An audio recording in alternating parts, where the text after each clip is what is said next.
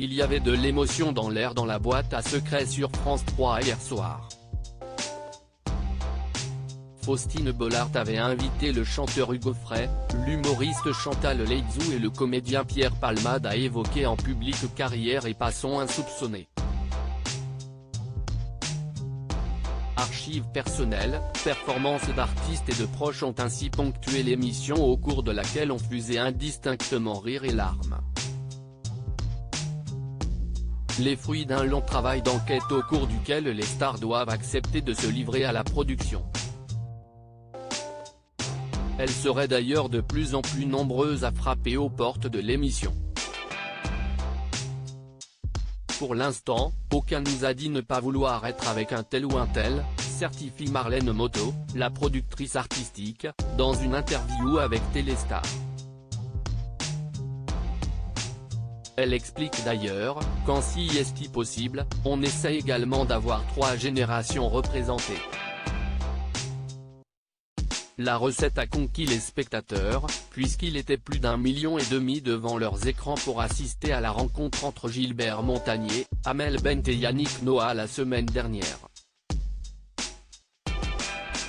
Le choc des générations a provoqué l'une des plus belles séquences émotions de l'émission hier soir lorsque la chanteuse et violoncelliste Anne Silla, 32 ans, a fait craquer Pierre Palmade, 54 ans.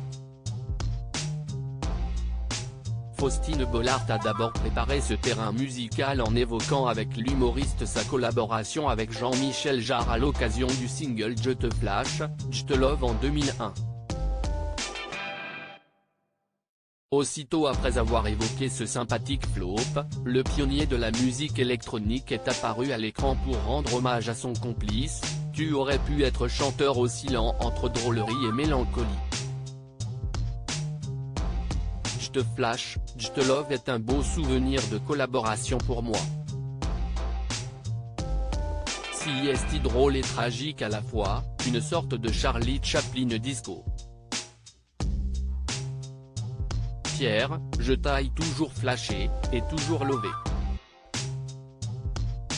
L'humoriste n'était pas au bout de ses surprises. S'il a toujours porté un amour inconditionnel à Jean-Jacques Goldman et Michel Berger, Pierre Palmade n'a pas oublié de mentionner pour autant un autre visage incontournable de son panthéon musical. Quand j'étais jeune, notre porte-parole c'était Balavoine, parce qu'il montait au créneau et pas seulement dans la chanson.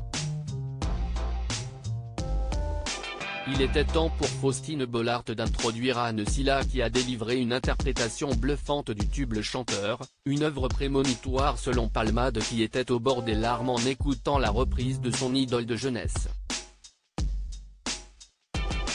Pourquoi Anne Silla a révisé son album après son passage dans la boîte à secrets? Après avoir entendu Le Chanteur revu et corrigé par Anne Silla, Pierre Palmade ne rêvait que de pouvoir l'entendre à nouveau dans le prochain album de l'artiste intitulé Madeleine. Sa jeune amie violoniste allait exaucer son vœu. De retour de l'émission, l'ancienne star de The Voice a décidé de chambouler son album et d'y ajouter la reprise de Daniel Balavoine en dernière minute. Qu'importe. Cette version est trop belle, on jette les disques déjà fabriqués, on enregistre la chanson en studio, on décale la sortie de l'album Madeleine au 25 novembre, commente son impresario Stéphane Cohen dans une interview relayée par nos confrères de Télé Loisirs. Après avoir obtenu l'accord de sa maison de disques, Anne Silla s'est empressée de reprendre le chemin des studios où elle a enregistré ce qui deviendrait le premier single de son nouvel album, disponible depuis ce vendredi.